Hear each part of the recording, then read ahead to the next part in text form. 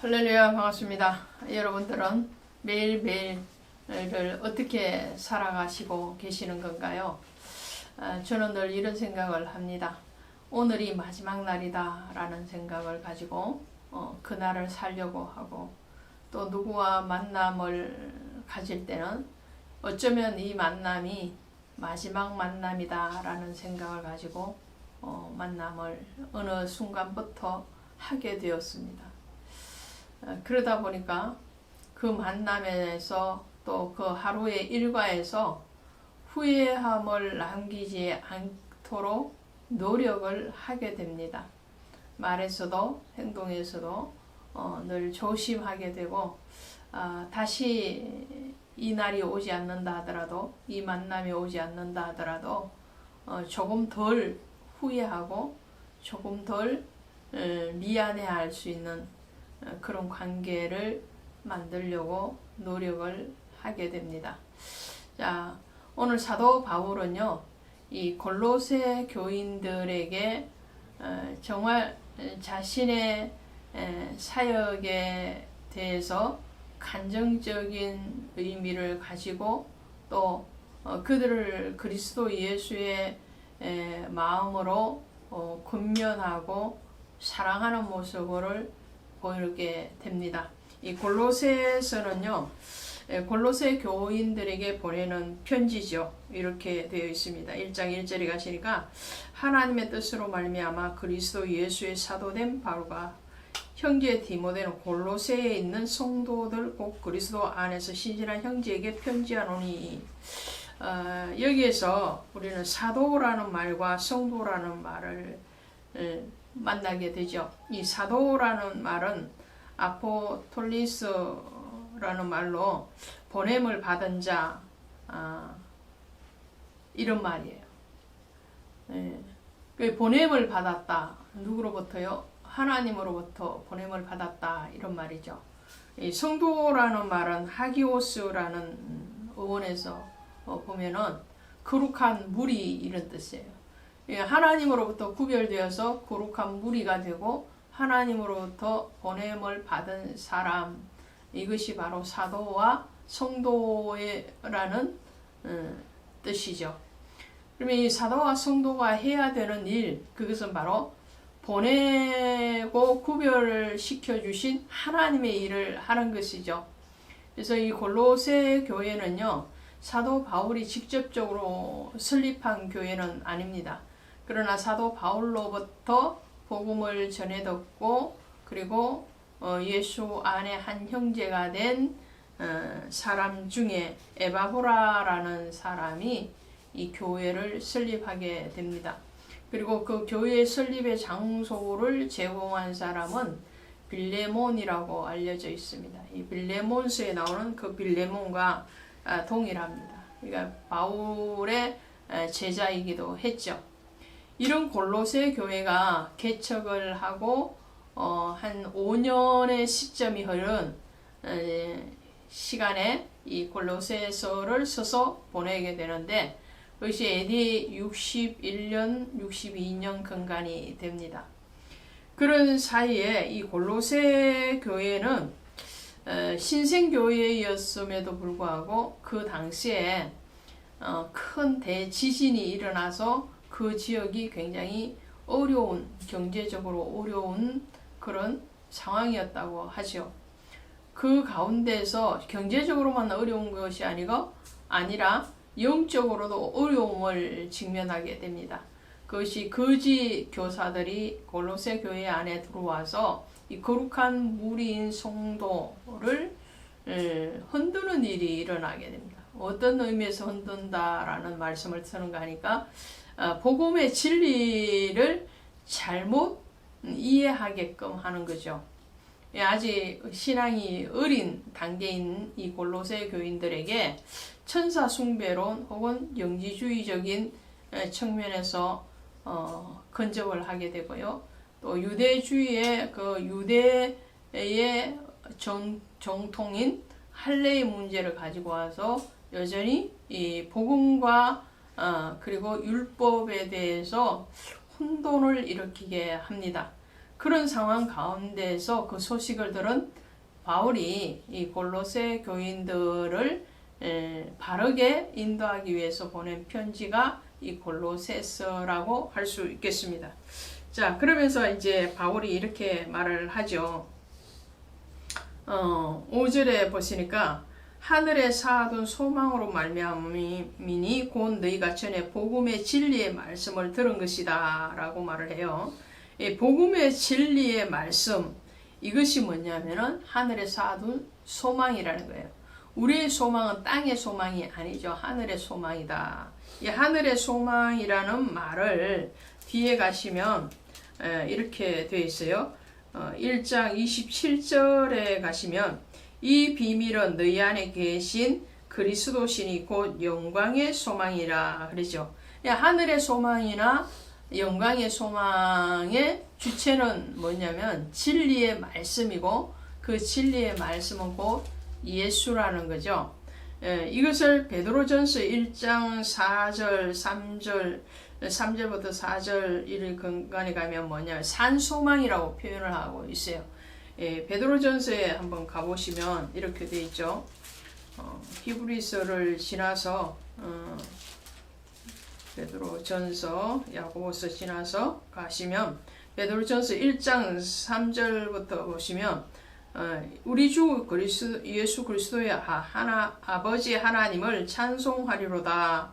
그의 많으신 긍휼대로 예수 그리스도를 죽은 자 가운데에서 부활하게 하심으로 말미암아 우리에게 거듭나게 하사 산 소망이 있게 하시며 썩지 않고 더럽지 않고 쇠하지 아니한 유업을 있게 하셨나니 그러죠. 그러니까 예수 그리스도로 말미암은 이 산 소망, 썩지 않고 더럽혀지지 않는 부활의 소망을 얘기하는 거죠. 부활의 소망이요, 거듭남의 소망이요, 천국의 소망이요, 구원의 소망이요, 또 영생의 소망, 이런 소망을 오늘 골로새서에 오시면은 하늘에 쌓아둔 소망, 또 영광의 소망 이렇게 얘기를 합니다. 이거 우리는 이 땅에 속한 자가 아니죠. 그래서 빌립보서 3장 20절에 가면 우리의 시민권은 하늘에 있는지라 그랬잖아요. 땅에 있는 소망으로 사는 자가 아니라 하늘의 시민권을 둔 사람으로서 하늘의 소망으로 사는 자, 그 사람들이 누구냐면은 성도라는 거죠. 그리고 또 그 성도를 지도하고 인도하게 하라고 보냄을 받은 사도요 목회자라는 것을 말씀을 합니다. 핏값으로 사셨다라는 것을 우리가 보게 되는데요. 자, 이제 9절부터 가시면 하나님의 형상이요 교회의 머리가 되시는 예수 그리스도. 이 머리라는 개념은 뭐예요? 머리라는 개념은 주인이라는 개념이죠.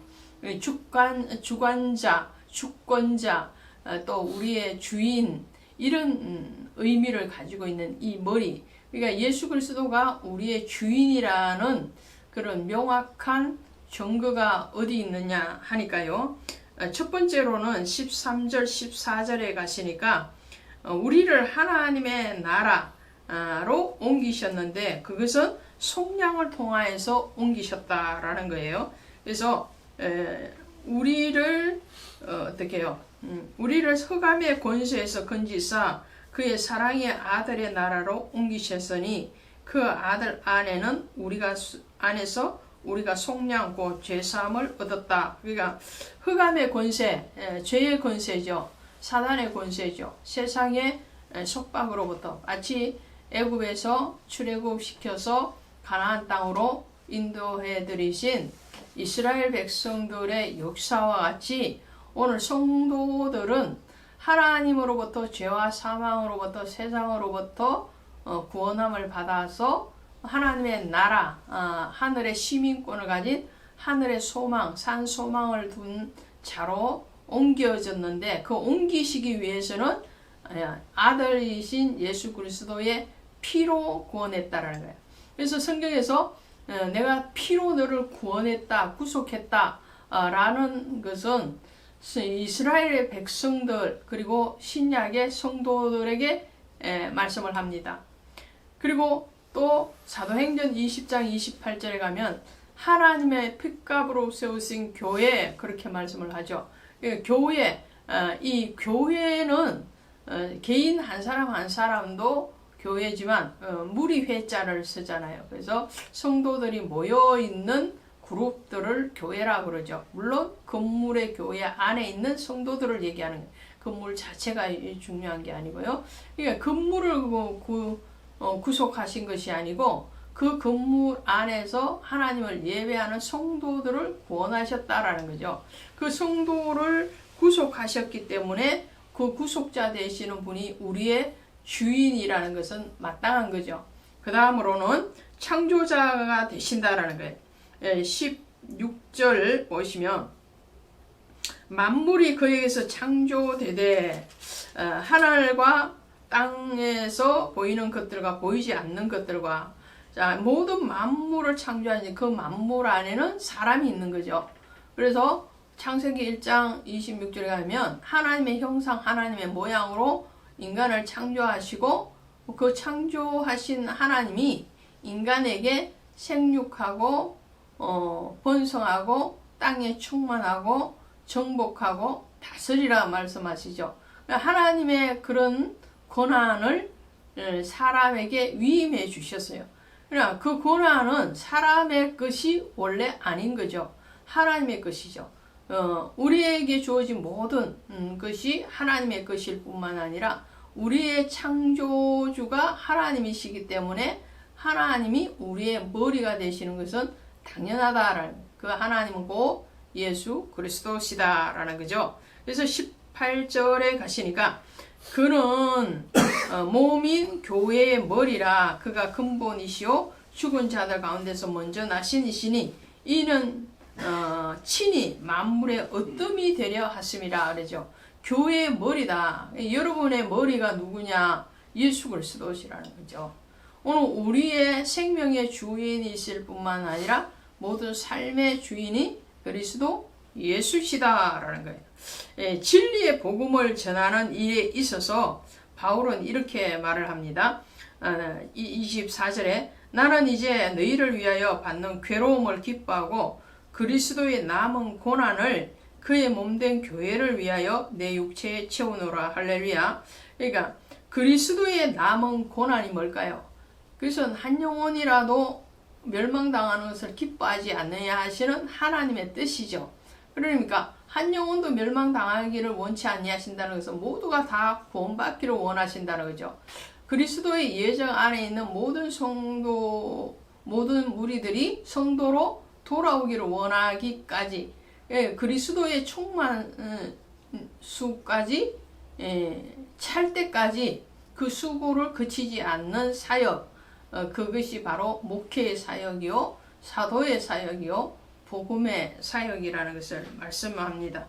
그래서 그들 사역을 우리에게 주셨다라는 거죠. 25절에 내가 교회의 일꾼 된 것은 하나님이 너희를 위하여 내게 주신 직분을 따라 하나님의 말씀을 이루려 함이니 이 비밀은